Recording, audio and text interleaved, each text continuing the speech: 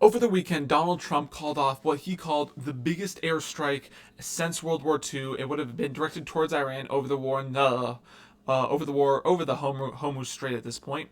Um, and he said instead that they are now wheeling and dealing again. They're back at the peace table. However, this does not matter.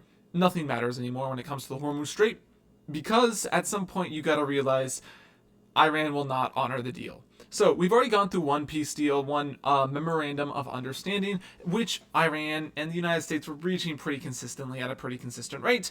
It was broken quite quickly, and we went back to all-out war.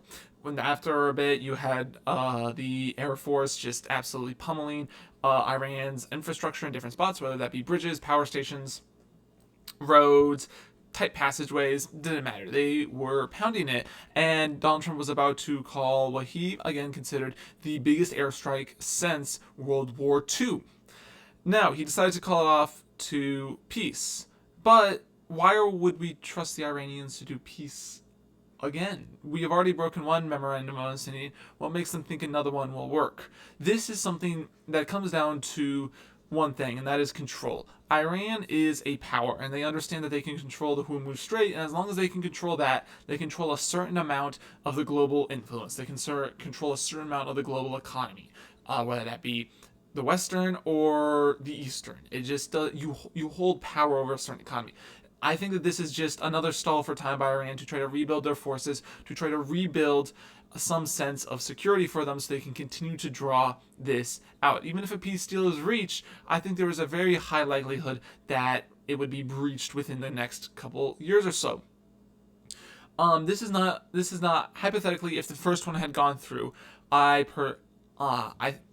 if the first one had gone through, I would be more and had stayed within longer than like 3 weeks, I would be more open to considering a new peace deal. But now that we are at this point, we've already had one, it fell through immediately. We have a second one now, and it will probably fall through within the next couple of weeks or months. At some point, you learn you cannot deal with someone who will break a peace treaty. I think that they learned that in World War II with Hitler. I don't think held a single peace treaty during his reign of terror over Germany, and not one. They were all broken, and at some point you just learned you could not deal with him because he would break. I think that is part of the reason why England never ever made a deal with him. Part of that was Churchill would refuse to stand down, and part of that is there's no point to deal with him. That peace deal would be broken, whether it be a year or whether it be 2 years, whether it had been 5 years. It was a deal that would have been broken. We are at the same point with Iran. There is no point to making a deal. There is no point to trying to stop this. Iran will forever control Strait of Hormuz unless you find some way to completely nullify them and send them back to the Stone Age, which I don't think anyone wants to do. That would cause a lot of issues in the Middle East. Not that those issues aren't already there. Or you have to completely invade them and take them over, which also no one wants. So we are stuck in a permanent loophole right now. Whether that be trying to make a peace deal that will soon be broken, or trying to conquer them without landing ground troops, which just doesn't really work to a certain extent. You've either got to find some way to make a deal with the allies in the region to take it over, or just try to wipe them off the map completely. There are a couple options here for a military. I think there are a couple options here for a potential military force to be used on this. I think you could have a wipeout strike. I think you could have certain allies come in from the Middle East that could potentially help invade while keeping U.S. troops mainly out of it and just using the U.S. Air Force and the Israeli Air Force.